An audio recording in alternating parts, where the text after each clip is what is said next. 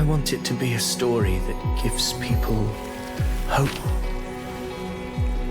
By my spear, I vow to protect my allies and crush the hearts of the evil. I will absorb all of the Tidespawn. Kill me and the calamity ends here. Avidius! There's no time! Discord Slayer, I saw your past in the Tide. I know what you seek to do. Take my power and finish it. That too is my wish. I promise I will. Give me all your bitterness. We will make them pay.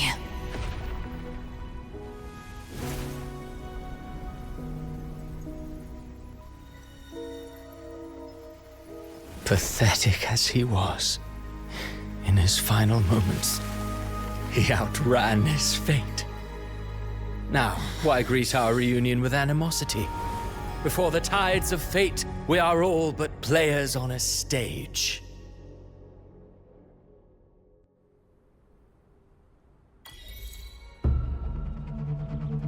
A truly moving scene. A pitiful, doomed soul struggling to reclaim his fate in the final hour.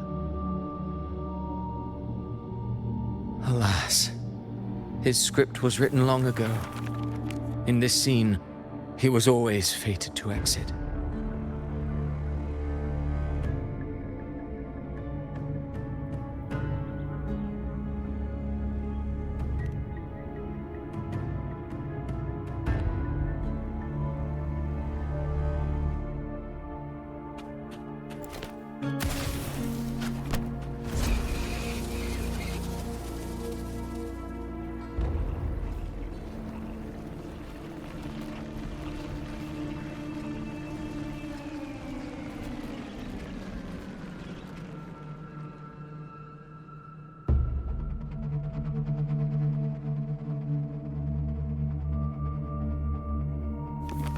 A lie told often enough becomes the truth. Weave memory, history, experience, and you can craft a man who exists in the minds of others.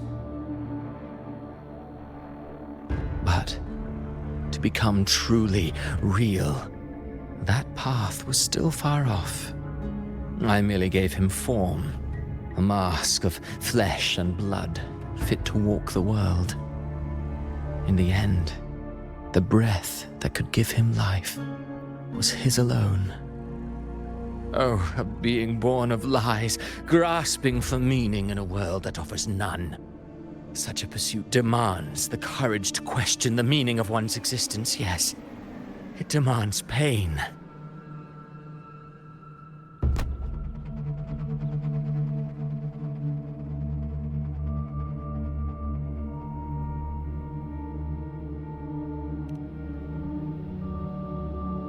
Did you not see?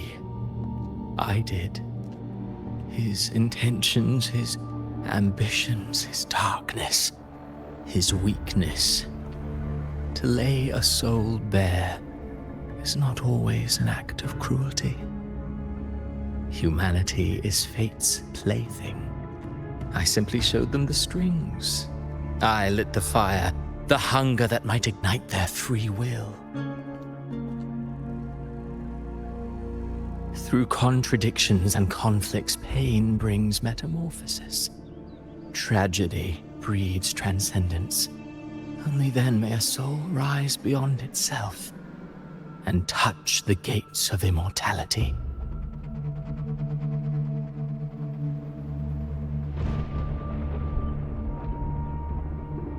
Should you still insist on my cruelty? Well, high praise indeed. At the very least, it proves this story has stirred your pity and fervor. That alone earns you the right to read through to the final act. Go then, to Septimont. The curtain is drawing. There I shall rewrite Rinascita's fate, with the dark tide as my ink.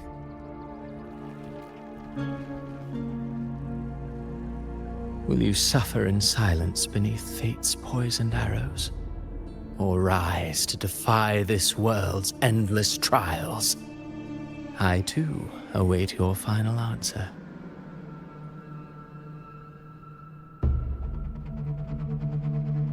You brought ruin to Rinascita. You think you're just walking away?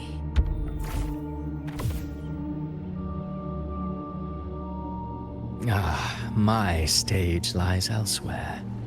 In this scene, I am but a herald.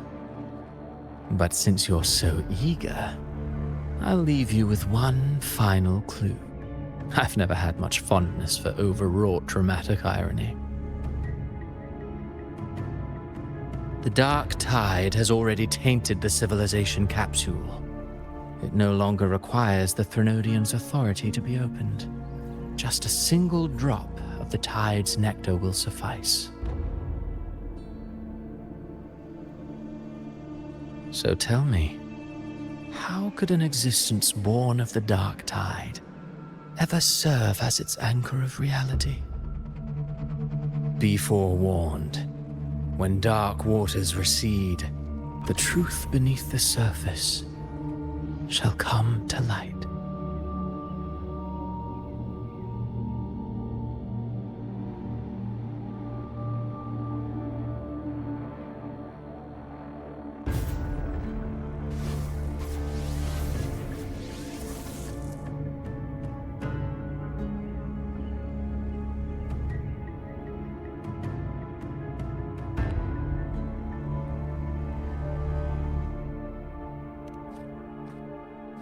The harbinger of the dark tide is the anchor of reality of all tide spawn. That means it must be a real existing person. When I was absorbing the tide spawn, I felt it. Avidius was also born of the dark tide. Then why didn't the light of Imperator reveal his true form? Because his intentions and words were real. He may not have shone as brightly as the sun, but in walking beneath its light, he still caught its glow.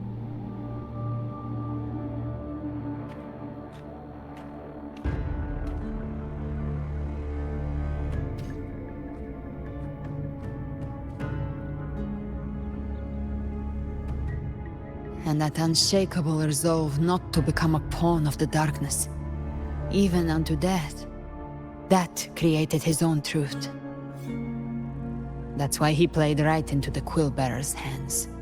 A scapegoat, the perfect sacrifice to bury the truth. All his noble wishes were twisted. Such cruel irony can rot for all I care.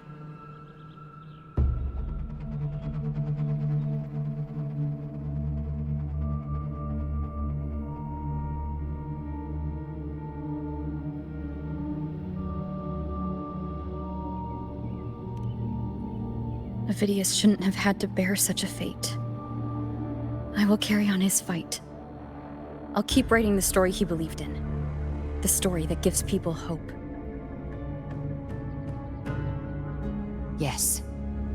As he wished. We must stop the greater tragedy that's coming.